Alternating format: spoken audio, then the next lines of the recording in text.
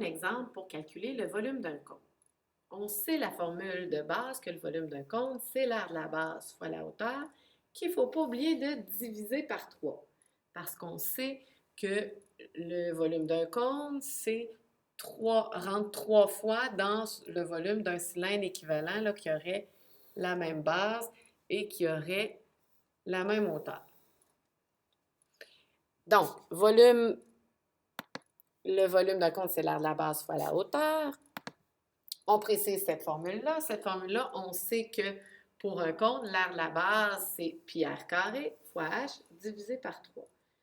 Avec notre méthode Saint-Jean-Eudes F, R, C, on a un point pour la formule. Deuxième étape, remplaçons. Puis, le rayon, on voit ici que le rayon est égal à 3,2 cm. Fait que c'est 3,2 cm qui est au carré fois la hauteur qu'on divise par 3. Attention, on pourrait penser que la hauteur, c'est le segment ici. Mais non, ça, c'est l'apothème du cône. La hauteur, on se rappelle la définition d'une hauteur dans un solide, ça part du sommet, de l'apex, et ça descend à 90 degrés au milieu de la base. Donc, notre hauteur, c'est le segment rouge ici. Mais on ne l'a pas. Il faut le trouver. Alors là, il faut se rappeler quoi? Notre ami Tipit. Eh oui, intégration de matière, on va devoir faire du Pythagore pour trouver la hauteur. Si on prend les variables qui sont là, R, H et A, selon Pythagore, on sait que la somme des cathètes, donc rayon au carré, plus hauteur, ici, dans ce cas-ci, c'est pas l'hypoténuse au carré, va me donner l'apothème au carré. Un point pour la formule. On remplace le rayon est de 3,2 cm qu'on met au carré, plus la hauteur au carré que je cherche, va me donner l'apothème, 5,4 cm au carré. 5,4, je le calcule, 5,4 au carré va me donner 29,16 cm².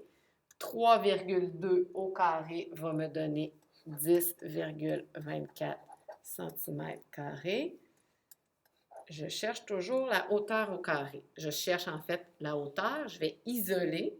Donc, je vais enlever le 10,24 qui est du côté gauche et je vais le soustraire de l'autre côté de l'équation. Je vais enlever 10,24 aussi. Ce qui va me donner que la hauteur au carré est égale à 18,92 cm². Et si je veux retrouver la hauteur, je vais faire racine carrée d'un bord, racine carrée de l'autre bord de l'équation. Donc, ma hauteur va me donner approximativement 4,35. Racine carrée de centimètre carré, ça me donne des centimètres. Je peux aller valider si ma réponse a du sens. Est-ce qu'une hauteur de 4,35 avec un solide de rayon de 3,2 cm et 5,4 cm, ça a du sens? Oui. Donc, ma hauteur ici, je la remplace et je viens la remplacer par 4,35 cm. Le plus dur est fait, un point pour ça, j'ai remplacé. Il ne me reste plus qu'à calculer.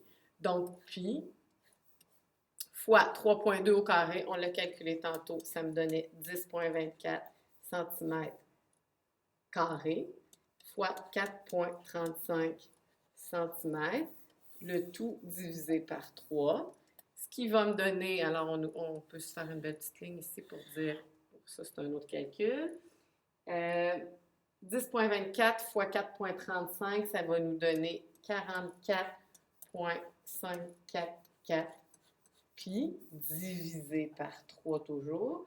Ce qui nous donne, là on est dans les approximations, hein, ce qui nous donne 139,94 divisé par 3, ce qui nous donne 46,65. Si on regarde nos unités, on avait des centimètres carrés fois des centimètres, ça donne des centimètres cubes. Un troisième point pour la réponse, 3 sur 3, petit guidou, right trou.